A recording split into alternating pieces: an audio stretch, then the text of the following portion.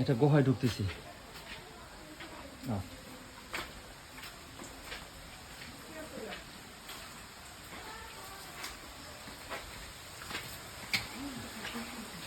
এটা গুহায় ঢুকতেছি। শুনছি ভিতরে একটা ঝর্ণা আছে, ঝর্ণাটা দেখার জন্য।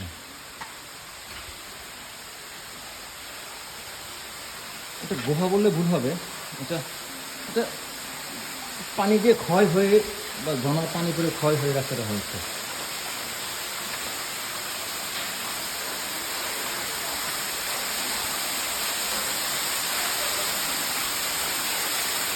একটা অসাধারণ ঝর্ণা আছে এখানে, ঝর্ণাটা পড়তেছে ঠিক এখানে, পানিটা পড়তেছে। আর যাওয়া যায় না।